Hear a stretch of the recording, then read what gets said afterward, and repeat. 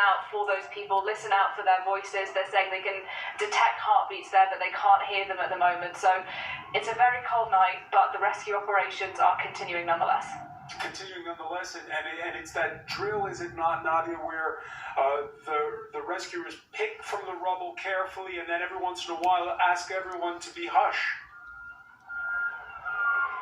That's exactly it. And yesterday when I was witnessing a similar scene, what we saw and what we heard actually were family members suddenly shouting out, saying, "Oh, I think I can hear somebody there. This is where my dad's house is. Quick, everybody come." And then there would be this flurry of activity. Both the specialists from the Turkish army and volunteers would rush to that site. They would use listening devices to see if they could hear somebody there. If somebody was detected, others would then come through. And of course, for the families, it's this sort of anguished waiting game as they hope and they pray that their relatives will be found alive beneath the rubble. But as I say, 48 hours have been and gone since that first quake now, so the chances are becoming slimmer, although of course not impossible, that more people Thank you, Julie, for praying for all of the people under the rubbles. Out and about, and one of the biggest problems, of course, in the immediate aftermath were blocked roads. How easy was it to travel? It takes time. So many of the main roads aren't operating fully. Sometimes you have to use side streets to get around, but we have been able to travel. The harder thing to move around, clearly, though, is the aid. When we've been talking to people today, particularly in rural areas, the message has been, we don't have anything, or we have very little. Very ad hoc aid operations are reaching people, particularly in rural areas, not so much in the cities where I am, like Gaziantep now. People are saying, look, we're getting bread, but we have nowhere to sleep. We have not even a tent. People are sleeping in their cars in the freezing cold.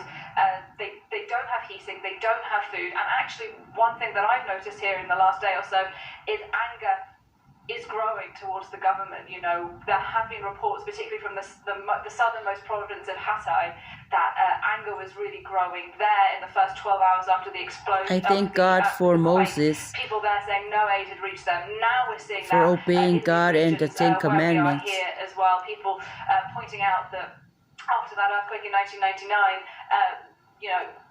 billions in theory was poured. He had a hard time. Protections to try and stop earthquakes from happening, and for relief operations should one take place. Teaching the people to our taxes contributed to that. Listen to God. Where's the help for us now? Let me get a quick reaction from you on that, Nora Seni. Yes, this is what I have heard also coming from Turkey. About the Ten Commandments. That no help is reaching them, and they starving. Not only that they are cold, but there's no places to sleep. Erdogan came to Iskenderun, and he immediately said that this catastrophe cannot be planned. Before, and if he's installing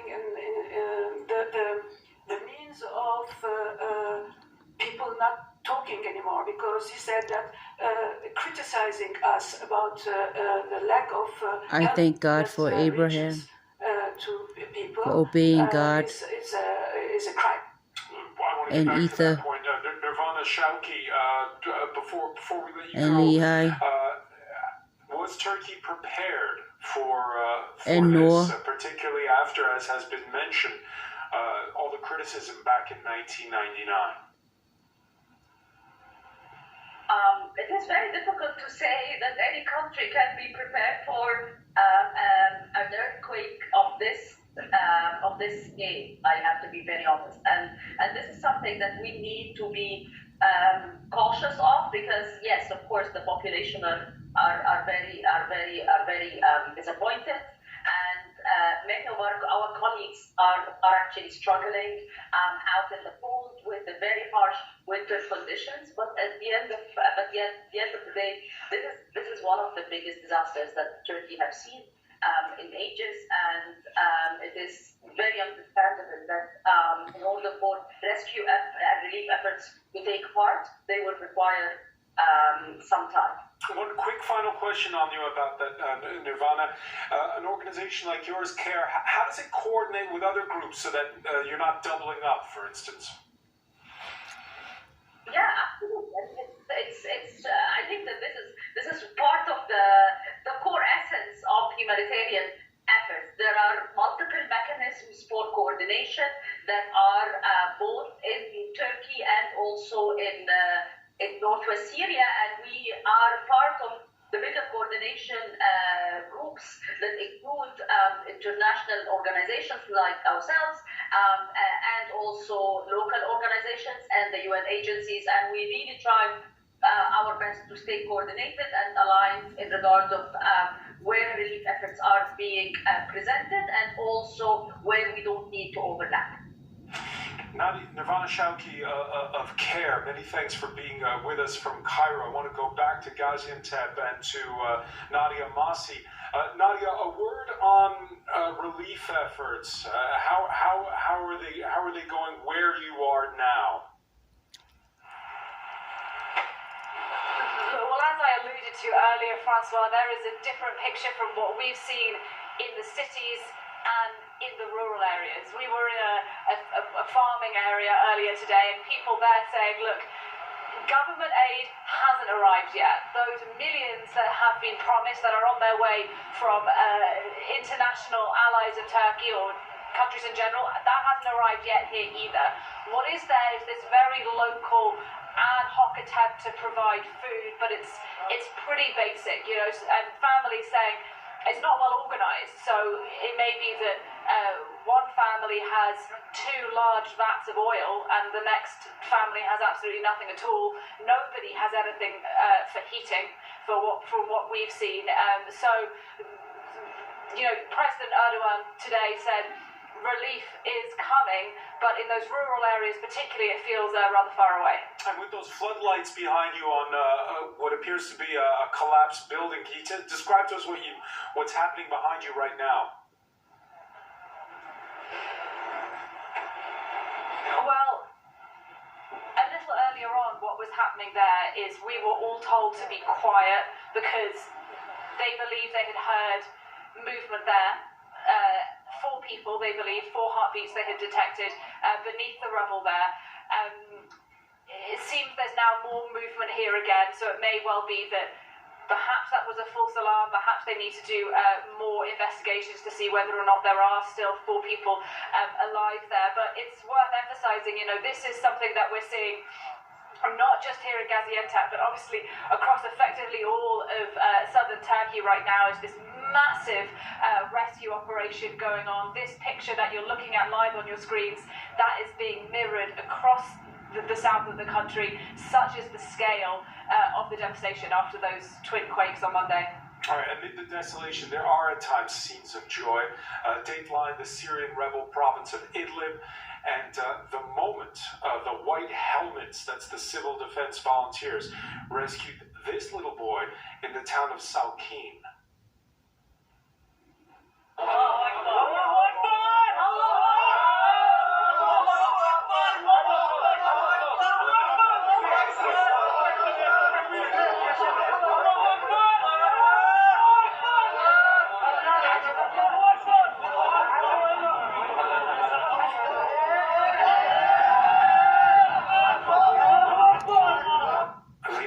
That little boy beaming and as he's handled there by those white helmets. The white helmets which the rest of the world had kind of forgotten. The civil war in Syria has been going on for 12 years, and here they are spearheading the effort. Yes, of course, and with very local resources, like you said. As you said in the beginning, Syria has been suffering from this war since 12 years. So Syria is very vulnerable. It's not even like Turkey. So till now, you can say we have 1,600. What are they fighting about? Nobody heard about no civil war. It's the first time I heard of it. As you said in the beginning, there's no aid coming inside. So it is really terrible inside Syria because it's everything is local resources, even with the civil defense, even with everything like food and everything is local resources. By the way, Ruban, is there a precedent for this where the earthquake takes place across several borders like this? Very seldom, very seldom. We are facing rare situations. This is complicating and this will complicate the operations. We are dealing with two countries and we are dealing also with two countries where the conditions are also very different. We know that in Turkey we have services, we have good scientists, good engineers, we have also a building code. This is not very much the situation in Syria because of the 12 years of war. So it is now important that the setup for the once the rescue and relief efforts will be in a way set up, definitely it is important to have all this international aid which is promised arrive very quickly, and it is important to have a coordination. The guest a few minutes ago mentioned that now the coordination is a little bit being initiated, but this coordination is going to be very essential in the coming days. Now we are also seeing some rays of hope that the frequency and the intensity of the aftershocks is diminishing. Your guest also mentioned, for example, today that there were aftershocks, but they were a little bit lower in magnitude and they were also not very frequent like yesterday. So this is also going to facilitate more the access to the collapsed buildings and is going to facilitate a little bit the rescue operation. Now, what is also This is 1 day old, guys. What we are seeing So this was yesterday's news. Are collapsed not only because of the perhaps bad condition of the building, but because we are seeing a phenomena whereby we see the soil of the foundation of this building. We call it a liquefied soil. So we have a phenomena where we have a liquefaction of the soil. This Due to the tremor. Yes, due to the tremor, due to the size of the energy released, the soil was liquefied in some locations. This, of course, is not very often seen in major earthquakes. Of course, Nadia Masi, whether the border is open or closed, there are Syrians on both sides, what with so many refugees where you are. Yes, absolutely. Turkey has taken in a lot of refugees during that 12-year civil war in Syria. I have to say, though, the people that I've been speaking to in Syria over the past couple of days have really emphasized just how catastrophic the situation is on their side of the border. I spoke to a doctor in Bab al-Hawa, which is just on the other side of this border. That's where Syrians are hoping the aid will start to come through in the coming days. He said to me, look, I have been a doctor in 2015, in 2016. Those were the years when the Syrian government and Russia were using barrel bombs to bomb cities like where he lives in Aleppo in the north of the country. He said, it's almost never been as bad as it is right now. He said just the scale of people that arrived, first of all, with conditions that we simply couldn't treat. A number of people that needed blood transfusions, for example, they weren't able to provide them. And he said aid is needed desperately on the other side of the border. And you may well have talked about that already with your panelists, that that is increasingly a political issue as well, because President Bashar al-Assad of Syria has said, look, all aid for my country needs to come through my government. But some of those northwestern provinces of Syria that we're talking about here are not under the control of the Syrian government. They're under the control of the opposition that have been very critical of Bashar al-Assad's government, to put it mildly. So it's very unlikely that Assad will allow aid to go to those regions, and that's causing huge concern for those people trapped on the ground there.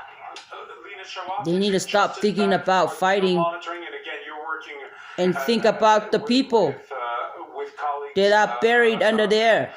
Across the border, is it just as bad whether you're in Aleppo province under government control or in Idlib province under rebel control?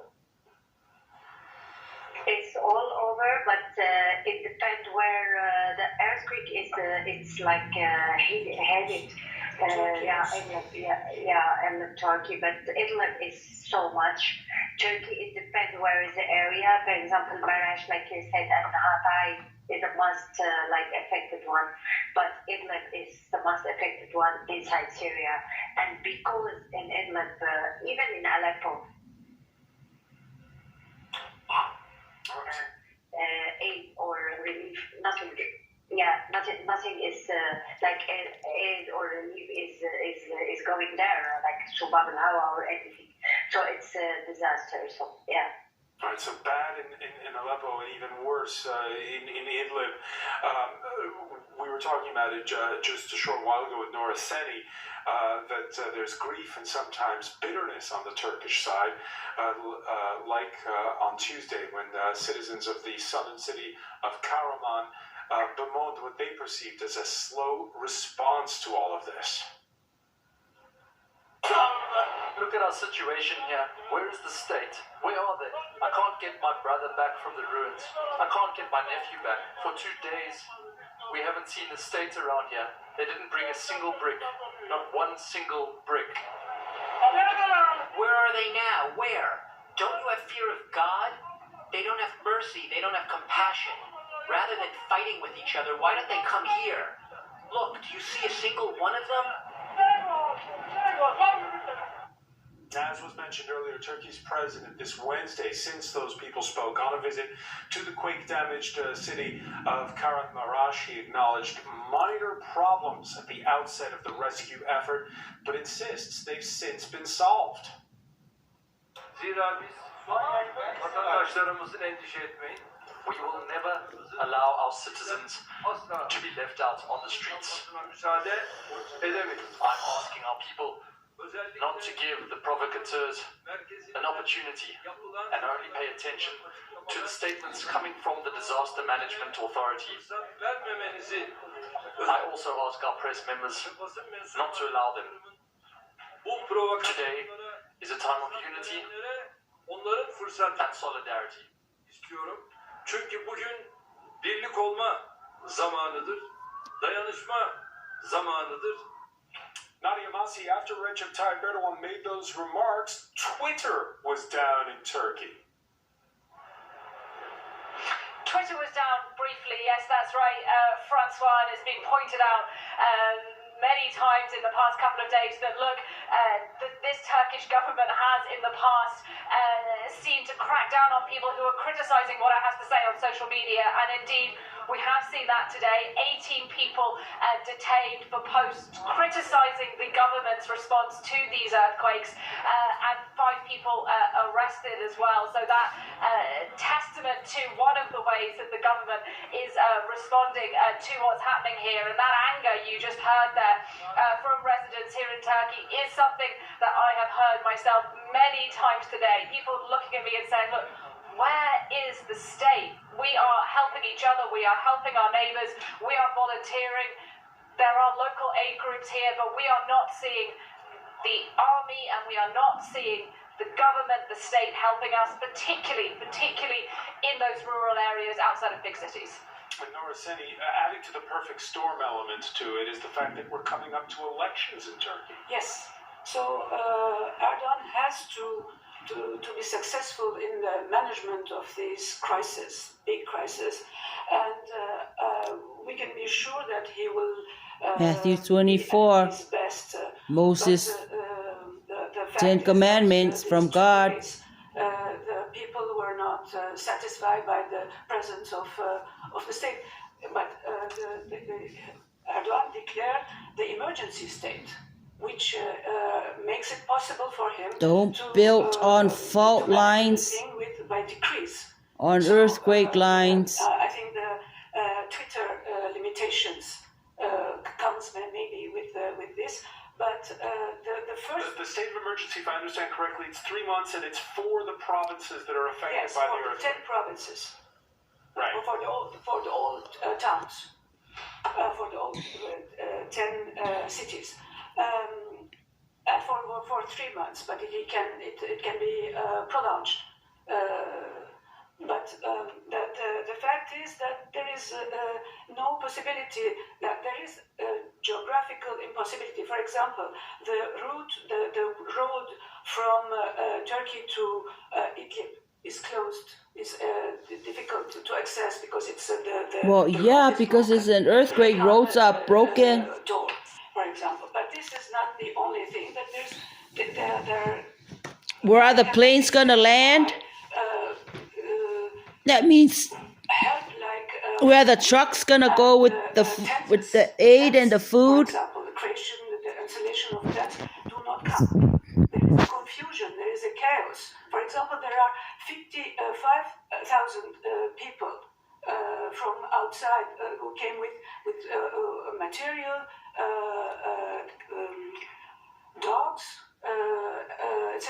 We never saw them. I mean, the coordination is the coordination. But just to play devil's advocate, you heard, by the way, Ruban, the scale of this earthquake is huge. Yes, but the question of the cohesion between the teams, the collaboration within the teams is questionable. Then we only see Turkish troops in the rescue business.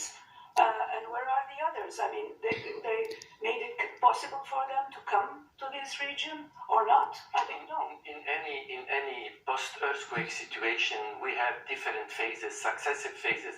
We are still now 40 hours after the earthquake occurrence. We are 40 hours. We are not weeks after the earthquake.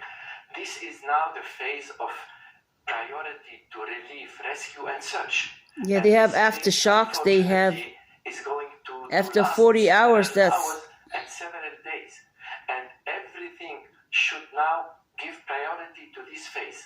After we finish this phase, we will be in the immediate rehabilitation phase. So now it is important that the rescue and relief operations be made somehow very quickly under a coordination, a solid coordination. But those people need strength to be able to get to those people under the rubbles.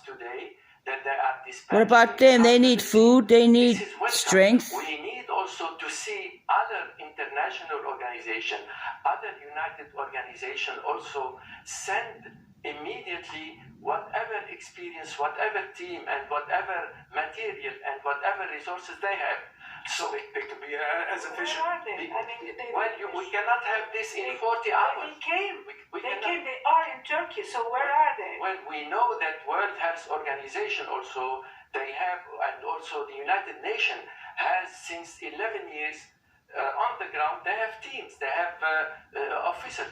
Now, what we need to do is to collect the puzzle together. Right. Make sure the coordination goes well. Absolutely. This is very avoid some of the mistakes of the past. Everybody remembers, most notably Haiti, yeah, where the coordination did not always work. If you're just joining us here in France 24, it's 48 hours on, and so far 11,000 so it's not repeated on the Turkish and Syrian sides of the border from these earthquakes. Nadia Massi is with us from Gaziantep, and joining us now from Adana, that's also in southern Turkey, near the epicenter of the other of the two quakes, is France 24 correspondent Jasper Mortimer. And Jasper, you remember 1999 when there was that big earthquake at the time. The response, the criticism that it's not been fast enough everywhere in the face of such huge devastation. How does it look from where you are standing right now? Yeah, what kind of a government is... Two earthquakes in 99, and in the first, the state performed abysmally. And Is Turkey and Syria having only 2 helicopters? 3 years after that. Now, today, look, in some places, the effort has been very good. When we were in Osmaniye, there are 10 cities and only 2 helicopters. A tent city that had been erected collected for survivors of the earthquake. About half of the 3,000 people in the tent city were Syrians. Turkey was making no distinction between Syrians and Turks. People came up to us knowing that we were foreign press and thanked us for our governments sending relief to Turkey. The spirit in Osmania was that the relief effort had been positive. That's what they need to have prepared since 1999 earthquake. Not repeat the same problem over and over and over. On CNN Turk television tonight, which is a pro-government channel, one had the rare spectacle of a survivor, somebody who had actually been pulled out of the rubble of a building and had donned a yellow jacket, as all the rescue workers wear, and was helping clear rubble from a building. But when he saw the CNN Turk reporter, he came up to her and got more and more worked up until he was hysterical, and he was saying that there weren't enough machine operators, there weren't enough rescue operators on the building where his little brother, mother and father were trapped. He believed they were still alive, and he was so hysterical that it was difficult to get out from him where this building was. But when he did reveal that to a professional rescue worker who immediately said, yes, we have a team there, he said, yes, but you don't have enough people there. You're not making work, you're not working fast enough. Read Matthew 24, guys. Preparing for these earthquakes and natural disasters. President Erdogan went today, and bodies are lying on the ground outside a hospital. They haven't even found a morgue for these bodies. It's patchy. It depends on where you're standing. Nadia Masi, we're going to let you go because it is cold where you are in Gaziantep. But before we do, I see that they've turned off for the time being those floodlights behind you. They have turned off the floodlights, indeed, Francois. The search, though, is still ongoing. There's still optimism here and hope that those people, the 4 people they believe are there, will be pulled out alive. There are family members, residents gathering around us here, still hoping for a miracle here, some 48 hours on. But if I can just add a little to what Jasper was just saying there about the anger and the comparison with 1999, that is something we've heard time and again today. And after that earthquake in 1999, there was this earthquake tax, as it was done.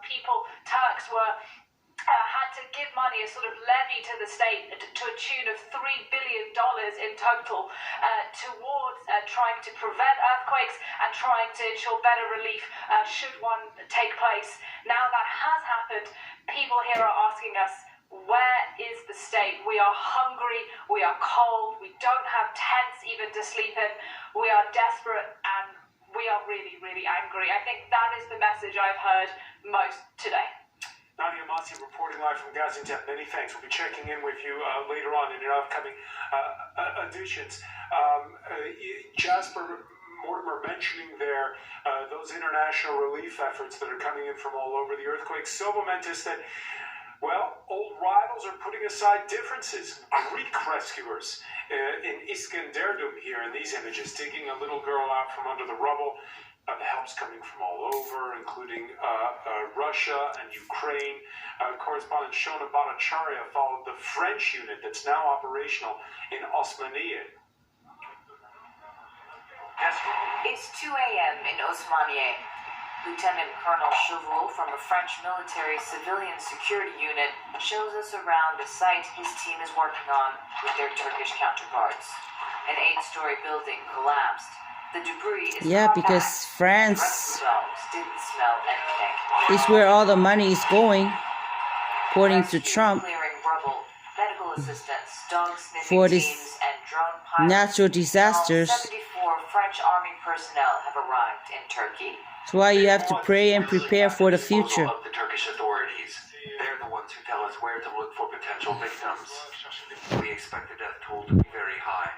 Don't build on fault lines. In this terrible tragedy, we're doing everything we can to support them and to provide our help. Don't make the building so high. Rescue workers will remain as long as Turkey needs them. Pas forcément les mêmes méthodes. We don't necessarily have the same methods, but things are going very smoothly, even with the language barrier. It can be tricky, but we share the same goals and the same energy, so it's going very well.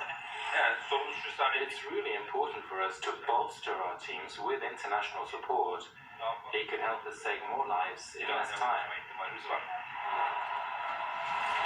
As time ticks by, the size of the affected area and the cold chip away at the chances of finding survivors.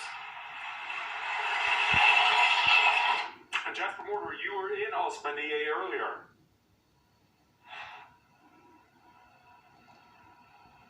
Correct.